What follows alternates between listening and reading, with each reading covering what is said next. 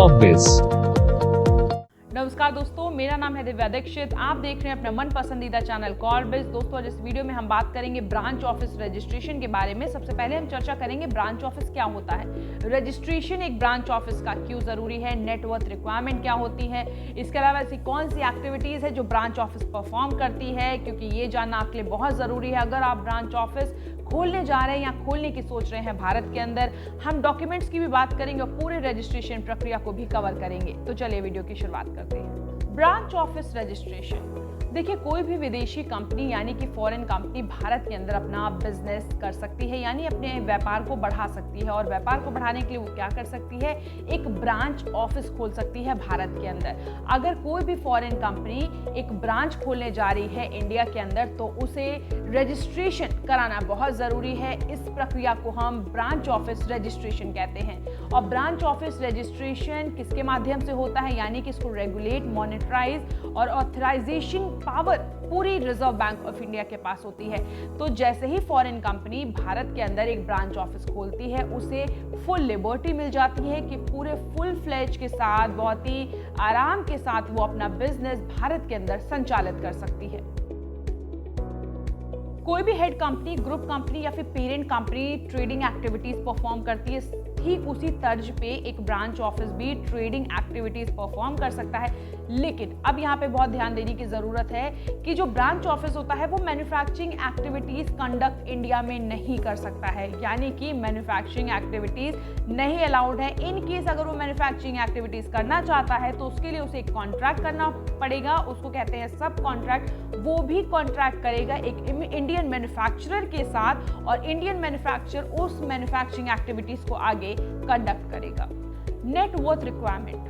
देखिए, कोई भी विदेश की कंपनी है, वो भारत के अंदर अपना व्यापार करना चाहती है या फिर ब्रांच ऑफिस खोलना चाहती है, तो उसके लिए उसके पास नेटवर्थ रिक्वायरमेंट जो होना चाहिए वो $1 लाख का होना चाहिए। इसके साथ ही बहुत इंपॉर्टेंट है कि जो उसका प्रॉफिटेबिलिटी ट्रैक है 5 साल ईयर का, वो भी एकदम सही होना चाहिए, क्योंकि उसके आधार पर ही जो उसका रजिस्ट्रेशन प्रक्रिया है वो आगे बढ़ेगा। और इसके अलावा जो ब्रांच ऑफिस वो भारत के अंदर खोलने जा रही है, तो ब्रांच ऑफिस का नाम उस पेरेंट कंपनी के नाम से बिल्कुल मैच होना चाहिए, यानी कि सिमिलर नेम होना चाहिए। Activities that branch office can perform. तो ब्रांच ऑफिस कौन सी एक्टिविटीज परफॉर्म करता है, चलिए उस पर भी नजर डाल लेते हैं। ये परफॉर्म करता है इंपोर्ट एक्सपोर्ट ऑफ गुड और सर्विसेज की एक्टिविटीज के अलावा प्रोफेशनल और कंसल्टेंट जो सर्विसेज होती है वो ब्रांच ऑफिस देता है, और पेरेंट कंपनी के बिहाफ के तौर पर काम कर रहा है, तो जितनी भी रिसर्च एक्टिविटीज हैं वो देखता है। इसके अलावा टेक्निकल सपोर्ट प्रोवाइड करता है और बाइंग एंड सेलिंग एजेंट के तौर पर काम करता है, यानी कि जो फॉरेन कंपनी, विदेश की जो कंपनी है जो बाहर है, उसकी जितनी भी एक्टिविटीज है उसकी देखरेख का काम, परफॉर्मेंस का काम, मतलब पूरा दारोमदार किसके ऊपर होता है, एक ब्रांच ऑफिस के ऊपर होता है। Documents required for branch office registration. तो अब हम बात करेंगे डॉक्यूमेंट्स के बारे में। कौन से वो डॉक्यूमेंट्स हैं जिनकी आवश्यकता आपको पड़ेगी अगर आप ब्रांच ऑफिस का रजिस्ट्रेशन करवाते हैं। सबसे पहले जो पेरेंट कंपनी के लिए डॉक्यूमेंट्स की जरूरत है उस पर हम नजर डालेंगे। उसके बाद हम बात करेंगे कि जो रजिस्टर्ड एड्रेस पे जो कंपनी है उसके लिए क्या डॉक्यूमेंट्स की जरूरत है। तो चलिए एक एक करके सब जानते हैं। Documents required from parent company. आपको एक सर्टिफिकेट ऑफ इनकॉर्पोरेशन की जरूरत पड़ेगी, memorandum of association of article of association की, डायरेक्टर और की एग्जीक्यूटिव जो कंपनी के हैं उनकी कंप्लीट डिटेल। इसके अलावा जो एप्लीकेंट कंपनी है उनके शेयर होल्डर्स की कंप्लीट डिटेल, नेटवर्थ सर्टिफिकेट जो कि अटेस्टेड है सर्टिफाइड पब्लिक अकाउंटेंट की तरफ से, ऑडिटेड फाइनेंशियल स्टेटमेंट जो पिछले 5 साल के हैं, होस्ट कंट्री में एप्लीकेंट बैंकर की तरफ से एक रिपोर्ट। अब हम बात करेंगे उन डॉक्यूमेंट्स की जो कंपनी रजिस्टर्ड एड्रेस के लिए जरूरी है, जैसे कि copy of passport, passport size photograph, एक कॉपी बिजनेस वीजा की जो इमिग्रेशन स्टैंप उसमें लगा हो, national ID card, latest address proof जो कि बिजली का बिल भी हो सकता है, फोन बिल, वाटर बिल या फिर bank statement, power of attorney in the name of AR, और इसके साथ ही board resolution appointing the AR. Branch office registration process in India.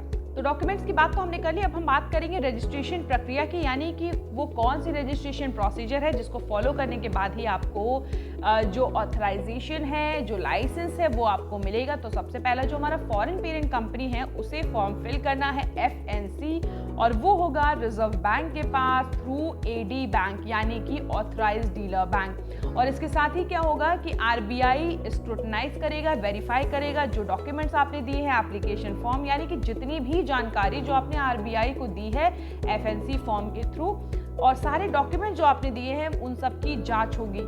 जांचने के बाद आरबीआई अगर सब कुछ सही निकलता है तो आरबीआई आपको अप्रूवल दे देगा। तो जैसे ही आरबीआई की तरफ से आपको अप्रूवल मिल जाएगा, आपको एक एप्लीकेशन फाइल करनी है FC1 फॉर्म में ब्रांच ऑफिस रजिस्ट्रेशन के लिए, और यह फाइल करेंगे अप्रूवल के 30 दिन के अंदर। इसके अलावा देखिए, कोई अगर इंडियन डायरेक्टर है तो DIN नंबर आपको रिक्वायर्ड होगा। डिजिटल सिग्नेचर भी जरूरी है ऑथराइज सिग्नेटरी के लिए, और आरबीआई की तरफ से अप्रूवल मिल गया। इसके बाद जो प्रोसीजर होगा, आपको अप्रूवल ROC की तरफ से चाहिए, यानी कि रजिस्ट्रार ऑफ कंपनी की तरफ से, और ROC की तरफ से भी आपको अप्रूवल मिल गया तो आपको लाइसेंस इशू हो जाएगा। तो दोस्तों, अगर भविष्य में आप भी ब्रांच ऑफिस रजिस्ट्रेशन करवाना चाहते हैं तो आप टीम कॉर्बिस के साथ जुड़ सकते हैं। उसके लिए आपको क्या करना होगा, स्क्रीन पर जो आपको फॉर्म दिख रहा है उस फॉर्म को अपनी डिटेल के साथ भरना होगा। जैसे ही आप डिटेल फिल करेंगे, एक एक्सपर्ट की कॉल हमारी तरफ से आपके पास आएगी और आपका काम पूरे लीगल प्रोसीडिंग के साथ डॉक्यूमेंटेशन प्रोसेस को करते हुए और सीमलेस डिलीवरी के साथ हो जाएगा। जल्द मुलाकात करेंगे दोस्तों एक नए इंफॉर्मेटिव वीडियो के साथ। तब तक आप अपना और अपने परिवार का ख्याल रखिए। नमस्कार।